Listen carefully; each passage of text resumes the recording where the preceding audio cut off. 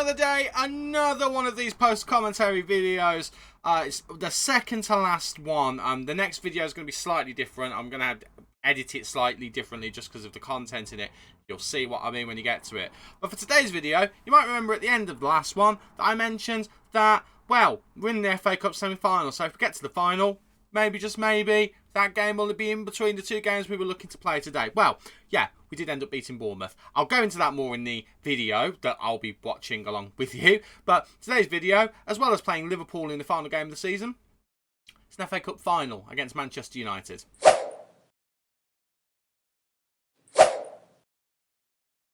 How you doing, guys? And welcome to part 21 of Club 3 here on My Career on FM23. I'm Stu. Thank you for joining me in today's video where, as previously mentioned, we have got a couple of really big games for you.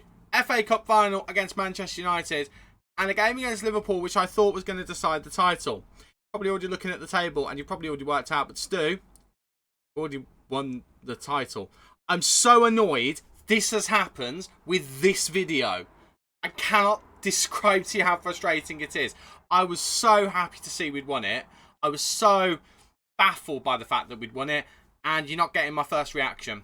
I'm really frustrated by it. Not only have we won the title, by the way, we've won the double, and we've actually got a chance of getting a domestic treble.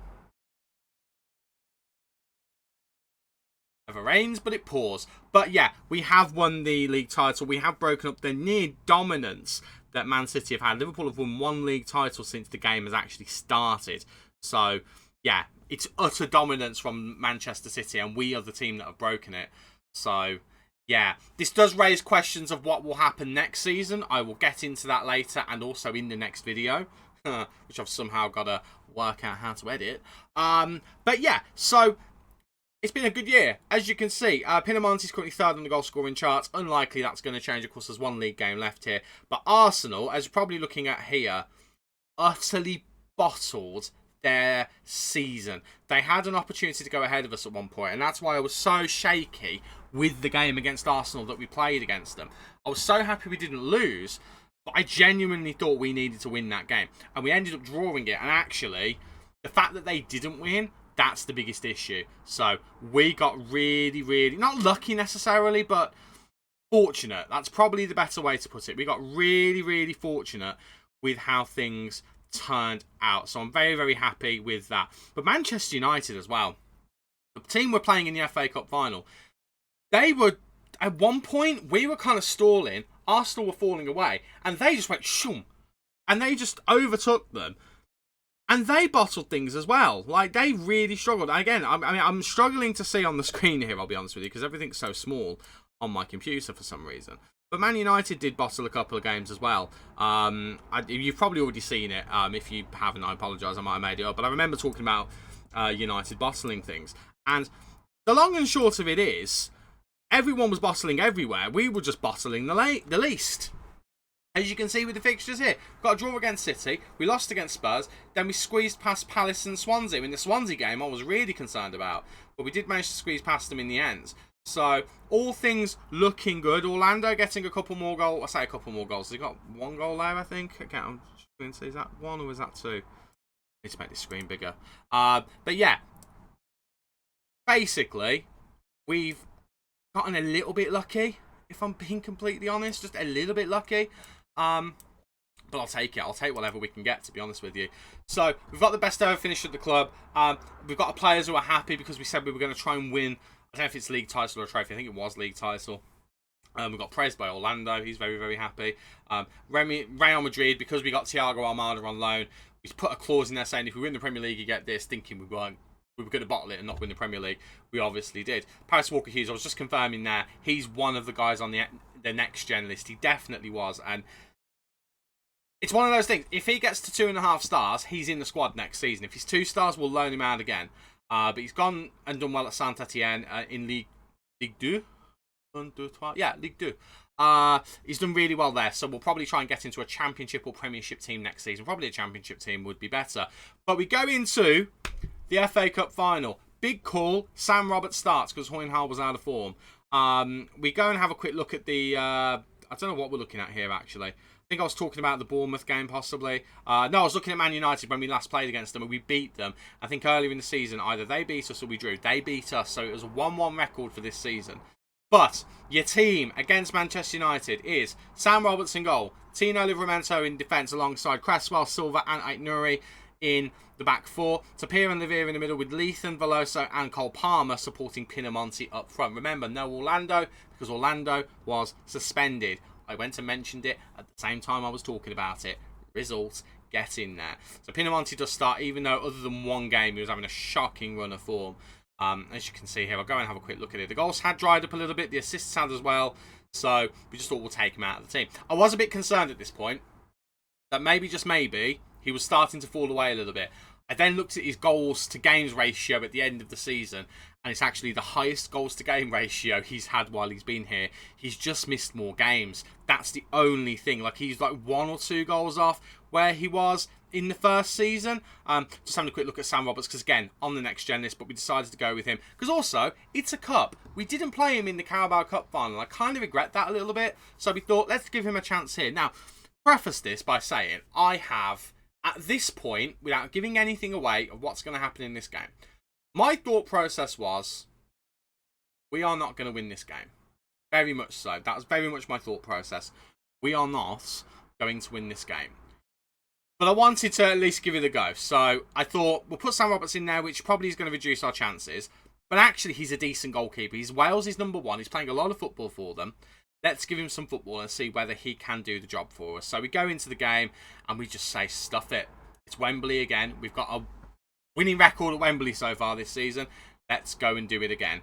So we hope that we can. Of course, Man United, with the history they've got, and they've got some fantastic players in there. Absolutely superb players. And we start off with a highlight with them in possession. And we try and harangue them to get possession. And we do, actually. Joe Veloso, I mean, if that was meant to be a bit of skill, it was superb to flick it over his head like that. I don't even remember that happening at the time. If you got lucky, the luck was on our side in that moment. If you didn't, well, it is what it is. But the ball is then headed out for another corner. We just start bombarding them with set pieces at this point, which, you know, our team is built for set pieces, but we've actually been really unlucky with them this year. It doesn't feel like we've converted a lot of them. Like, when we had James Ward-Prowse in the team, when we first got him, which I think was last season, he was just banging free kicks in, it felt like. It felt like every now and then, like, you just get one in. This season, he's played a lot less, but we've actually been quite smart with him. Although he's played less for us, he's been consistent in the under-21s team, so his fitness has always been there. So when we've needed to call on him, he's hit the ground running. Okay, he's not been spectacular in every game, but you saw, I think it was the last episode or the episode before, he popped up with a goal. Like, the man is an important player to have. I thought Livramento, I was ready to get out of my chair with that, because it looked like Livramento was going to score an absolute worldie. But we approach half-time. We have been the better team. We haven't had as much possession as United, but we have had more chances. So, it is 0-0. Apologies, just had to quickly pause then. Yeah, the hope is that we're going to go on and score some goals in this game and win a trophy. But, again, I'm not counting on it. I'm thinking to myself, we've got to 2 finals this season. That's enough for me. Genuinely, that is what I'm thinking. And I've got no ambition to win this trophy this year. I'm thinking, we've got this year to the final. Next year, we'll aim to win it. That's what we're going to do. But at half-time, we're still in the game. So I'm getting myself that weird confidence of maybe, just maybe, which is so dangerous in Football Manager because you get complacent. So I don't know whether a little bit of complacency was creeping in here, but I was starting to, in the back of my head, think we could win this, you know. And sometimes I think that's the worst feeling you can get. You need to try and keep as level-headed as possible in these kind of games. And, you know, it is what it is. But we do start off with Man United making an attack. Hudson-Odoi gets it into Bruno Fernandes, gets it in to Jadon Sancho. And what a save that is from Sam Roberts. He concedes a corner, but I don't care. Because what a save that absolutely is. Chef's kiss. Absolute chef's kiss. And we somehow avoid conceding a goal from the set piece there. Marvellous. But the game continues on, and we struggle a little bit here. We give away a bit of possession. And I'm getting a bit concerned at this point, because Man United, you know what they're like. They will probably score a goal. So, I'm worried. But then Pinamonti wins the ball back. Palmer then gets it. Palmer looking to try and find a ball in. Gets it into Pinamonti. And it is Andrea Pinamonti, who was on a rotten run of form other than the game before this, goes and puts it in the back of the net. We lead in the FA Cup final. The domestic treble is on. What utter nonsense is that? Utter nonsense. It's Cole Palmer, who, like, in the big games, just shows up like an absolute G. And I genuinely, I'm so happy. I think I said it in one of the last episodes. I remember at the time of signing him, thinking maybe, just maybe, we've made a mistake. Maybe it's a bit of a waste of money. Maybe we should have gone with someone younger rather than go for someone who's English. No England caps, anything like that. Hold this point. Watch this. I want to talk about big game players. Joe Veloso just doubled our leads with a free kick. Bear in mind, he's not the regular free kick taker. It is normally our man, James Ward-Prowse. And I don't think I've seen anyone else score a free kick other than James Ward-Prowse. And he goes and does that in a final at Wembley.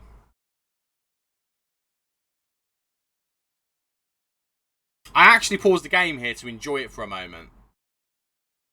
I'll try and remember to edit in me taking a swig of water and just going, like that. Because, honestly, I was so happy at that point. I was just like, right, we're 2 up, we've got 20 minutes to go. It's still the danger zone. You know what I feel about 2-0. Most people have the same opinion. 2-0 is a very dangerous score to have. But it's still a lead. And we have kind of outplayed Man United at times. They have had chances, but so have we.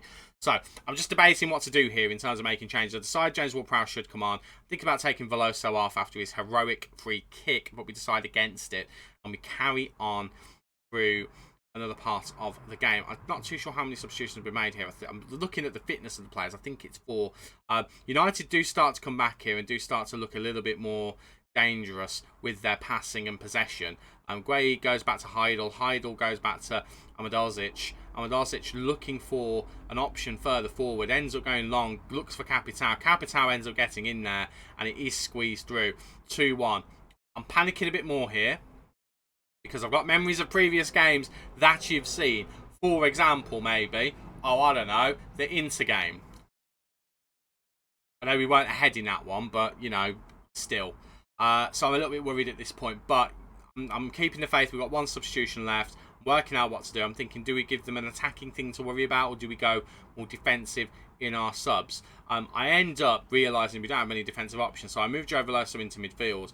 And I think do I bring on Cucciaro or do I bring on Tamara? I think I'll go with Tamara, because I think actually defensive nous in the midfield, Tamara can give us a bit of both options, a bit defensive nous, but also he can help us going forward too. He is quite good going forward, Tamara. He's a frustrating player, not quite as frustrating as Heralt was, but he is a frustrating player. But we enter injury time at 2-1, and Veloso's goal ends up being almost irrelevant because Alan Tamara gets injured after we've subbed him, because of course that happens. I was literally, as I was building up to say that, I forgot that injury happened. But when the game happened, I was going into my thing of, we're gonna be the champion, and he's injured. Something similar to what I've just done there. But it doesn't matter, because we've done it. We've actually, believe it or not, and I still don't have the trophy, we've gone and won a domestic treble. Now, this is the second trophy that's confirmed, because we've not played the final league game of the season, but we've won a domestic treble in the 3rd season. It took us 3 seasons to win 1 trophy, and we ended up winning 3. What's the old bus analogy again? But yeah, we do win the trophy. The FA Cup is ours. Romeo Lavia lifts it up. Well, what can you say? Absolutely stuns that we've gone and done that. I'm still stunned now, watching it back, that we managed to do it. I genuinely am. Considering as well, I think our first season, I think we played better football. And we were more consistent. I mean, if I look at the results, I'll probably turn around and go, Stu, what you want? But, yeah. Utter madness. Utter madness. I'm so proud of the team we've assembled here. Really, genuinely am. We addressed a lot of the issues that we had. Hoyenhal has been a massive upgrade over Lunin. Lunin was good when we first signed him, but his deficiencies did end up showing through, and they ended up being very frustrating. But there's confirmation. Famous domestic treble. What more do you want? Tamara's out for the rest of the season. Who cares? Genuinely, who cares? I clearly don't. I genuinely clearly don't. But yeah, confirmation that we've won everything. Joe Veloso gets a pat on the head for being a stunning young man. And we go again for the final game against Liverpool. Again, nothing to play for but pride. But we're going to play for that pride anyway. Still can't believe we did it. I genuinely can't. Right. See you for the Liverpool game. So, we are back ready for the final game of the season. But before that, there's some international call-ups that we had. There's a few players who we haven't had called up before, like James Price and Cole Palmer, finally getting recognition for their stellar form since they've joined us. They have got their first call-ups. Alongside them, the usual suspects of Charlie Cresswell and Luke Thomas, and a bunch of other players who have been called up for their countries before as well. So we'll try and keep half an eye on the World Cup as we go through the summer. But yeah, pretty cool thing to see those guys get their call-ups. Pretty cool indeed. But that's not why we're here. We're here for the final game of the season against Liverpool. And we're going in with a fairly strong team. It's Hoy and Hall in goal, Livramento, Cresswell, Guardian, and Aït-Nouri in defence. Tapir and Lavia in the middle with Lethan, Kuchiyara, and Fairbrace supporting Pinamonti up front. So that front attacking midfield three has been rotated ever so slightly, but I just want to give them a chance. It was interesting tonight, actually. Jay Lethan, unhappy that he didn't get an international call-up. I think that's a bit strong, personally. I think that's a bit weird. But, yeah, at this point as well, I decided to make a change or two. I definitely swapped Orlando in and out. I was waiting for that to happen. Orlando, I think, should turn into a superstar striker for us. But, yeah, we made that move. I don't know whether we thought Badiashile was going to start or not, but we moved a few players onto the bench to make sure they could come onto the pitch just for a final appearance of the season. We didn't put any youngsters on there because, in the nicest way, all the youngsters I would want to put on there, they're out on loan getting first-team football. So, I'd rather not have them to do that if it means they're getting first-team football. So we go into the game and we'll see just how we're going to do. Again, bear in mind, we're already Premier League champions. There's not a lot we need to bear in mind with this, to be honest with you. There's not a lot at all. It's just a fun game at the end of the season. So the pressure's off, which in theory should mean that we just go out there nice and relaxed and play some good football. But it is Liverpool. And they will be looking for revenge for when we beat them in the EFL Cup final, the Carabao Cup final, whatever you want to call it. They will be wanting some sweet, sweet revenge on that. And we're going to be looking to make sure that they don't get it. The first highlight does start with Liverpool in possession. We immediately win it back, though, and pass it around for a little while. So, at this point in the original video, I was talking about what I'm going to talk about now, which is, what do we do next season? Again, I have already recorded 90% of the next video, which, as you know, would normally be a transfer special season review. It is a season review, and it is a transfer special. But what I was debating on this point was, what do we do? Because we've done everything we possibly can at Southampton, and then some. I didn't imagine in my wildest dreams that we'd get a Premier League title at Southampton. I genuinely didn't. I thought the most we'd get is a domestic trophy or two, and we've got two, and a league title, and a quarter-final appearance in the Champions League. So, at this point, I'm thinking to myself, are we done with Southampton after 3 seasons? I mean, it's the 3-season itch, which is quite funny, because every time I have, well, I say every time, the times I've managed in this save so far, after 3 seasons, I do get a bit of an itch to move on. Happened at Dartford after 2... Was it after 2? Yeah, it was after 2 seasons. Happened at Tranmere after 3 seasons. And it's happened here. I've got that itch now because we've done everything we need to do. When I've done this kind of save on my own before I started doing YouTube, I also had that same feeling. So, I've got the itch at this point in this video. And again, I'm trying my best not to give anything away of what comes up after this. I got the itch, and that itch was telling me, Stu, you need to change clubs. Because we've achieved everything here. In real life, you would be looking for something new because you would want a new challenge. That's not to say there isn't a challenge in staying in Southampton. The challenge is maintaining where we are. So, there are multiple options, but I was kind of thinking to myself, okay, if we do move, we have to move to somewhere that it's worthwhile. So, we need to move to a team that's better than us. Do we want to move somewhere in England? Well, maybe we can move somewhere in England. By the way, Jay Lethan scored. I don't know if you saw that. English wonder kid. Just thought I should probably mention that. Do we move somewhere in England? We can move somewhere in England. That's not off the table. But we've already won the Premier League. It'd be nice to go to somewhere in England and maybe win it a couple more times, maybe. And then get that first Champions League out of the way. Remember, the minimum requirement for this save to be a success is to win the Champions League. So, maybe we leave here to another Premier League club that's higher up than us. I'm thinking, you know, your top 4 or 5. So you're Manchester United, Manchester City, Liverpool, Arsenal, Chelsea, maybe Spurs even Newcastle, possibly, if that job came up. Maybe we'd go to all of those. But then maybe we go abroad and we have a look at some of the teams there. So the big one that came into my head was maybe Borussia Dortmund, maybe something like one of the Milan clubs, maybe Roma, maybe Napoli, something like that. Maybe even one of the Spanish clubs, maybe Sevilla, maybe, or even one of the big ones there.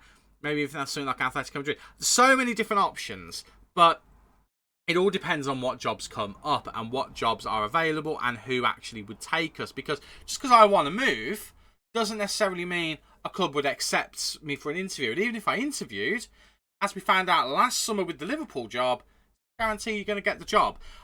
Having said that, when I interviewed for the Liverpool job last time, I wasn't a treble winner.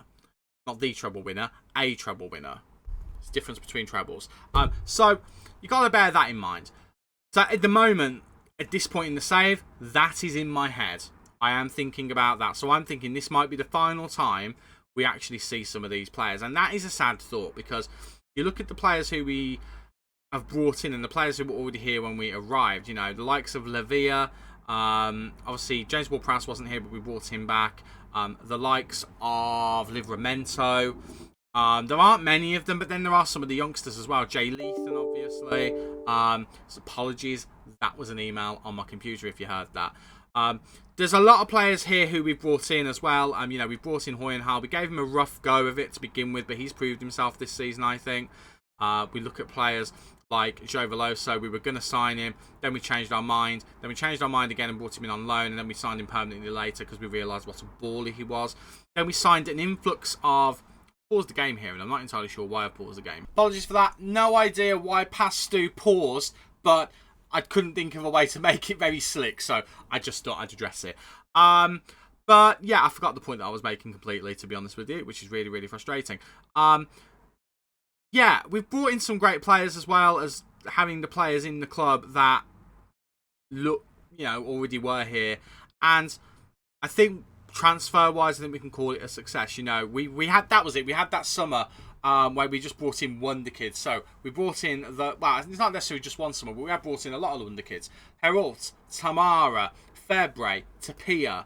We brought in all of those guys as wonder kids, like exactly that. Guardian as well. Even Stanisic, who ended up leaving. Hoyenhal. We brought in so many of these players who were wonder kids. And look at the amount of them who we've kept and we've developed. Tapia is now a dead-on starter. Kim Christian Hoyenhal is as well. Guardian practically is. We've got Febre, who impacts the game every time. James Price, I forgot to mention. He starts quite often as well. Kuchiara, forgot to mention him too. A lot of these players we brought in, we maybe gave them a chance or two, but then we sent them out on loan. They developed, have come back, and now they're integral parts of the team. And look at the generation for the future that was already at the club or that we have developed. Look at the likes of Leathan, Holdford, Paris Walker-Hughes, thank God Abaje, Sam Roberts, who's played for the first team this season. We have got a massive selection of players to call from who are going to get better and better and better. We're going to turn into absolute superstars. And then you look at the players who we've got who already are. I've already mentioned Veloso. Shoulder up. He's been a game changer this season. Absolutely superb. Cole Palmer turns up in the biggest occasions. And then we've got someone like Pinamonti, who has gone from being a journeyman striker to bagging the goals in for fun as he scores while I'm talking. Andrea. Fantastic timing, sir. Very fantastic timing indeed. It's been disallowed. And we've weathered a few storms as well. Livramento wanted to leave practically when we arrived, I think. And he's wanted to go a couple more times as well. We've had issues with Luke Thomas. We've had issues with a couple of guys. And we've managed to kind of weather most of those storms. So, it wouldn't be a disaster if we did stay.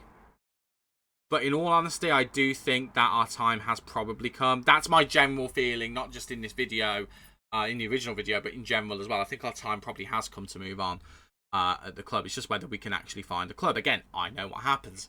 You don't. So it is an interesting one to kind of ponder and think about, but I will miss this team, and it will be very difficult not to raid it.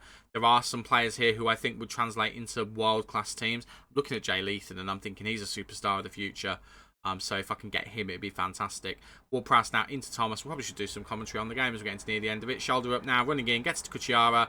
Kuchiyara just skies it over. What an opportunity that was for a goal that he did not take. And then my final issue with this episode is that we didn't get a trophy celebration. I'm so angry about it.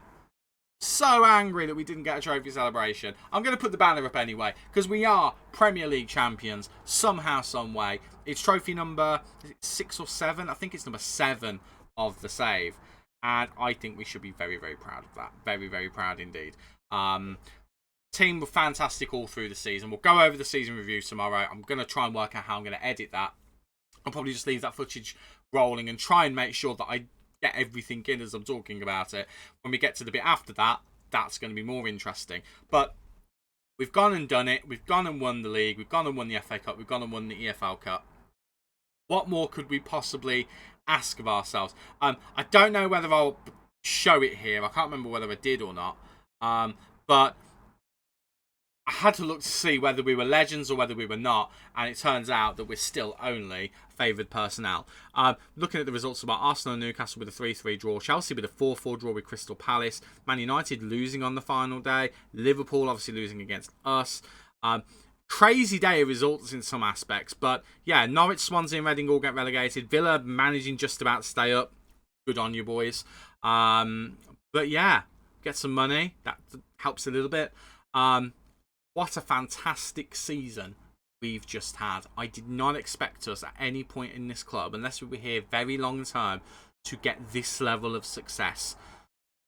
The question now is, do we stay and try and maintain it? Or do we decide that the time has come to move on? While we're here, though, we did have a look at Tranmere and Dartford. So first of all, how did Tranmere do? They ended up in, I think that's 17th. So they stay another season in the Championship. They are lower mid-table. They were not exactly free from relegation, but they did do a very good job indeed in the league. So very happy with them. And then we go look at little old Dartford, our first club in the save. We have a look at them and see how they did. And they were very unlucky. They actually finished in the playoff places, bless them. So we have a look in the first round. You can see that in the playoffs, they actually managed to get through, beating Harrogate Town 2-0. And they went on and they played against Bournemouth, sorry. They played against Stevenage, and Stevenage beat them 1-0. So heartbreak for Dartford, but they did play very, very well, obviously. Otherwise, they wouldn't be all the way up there. But I'm going to end this video here. I think past me is still talking, I think. But I'm going to end this video here. And we'll get on to the season review in the next episode. And we'll make that decision of what we're going to do moving forward. Do we stay at Southampton? Or do we look for pastures new? Tune in next time to find out. So until then, thank you so much for watching. Do not forget to leave a like on the video if you have enjoyed. And do not forget to subscribe as well so you don't miss any of the Football Manager content in the future that will hopefully have sound attached to it. I've been Stu. You guys have been awesome. And I'll see you in the next one. Cheers.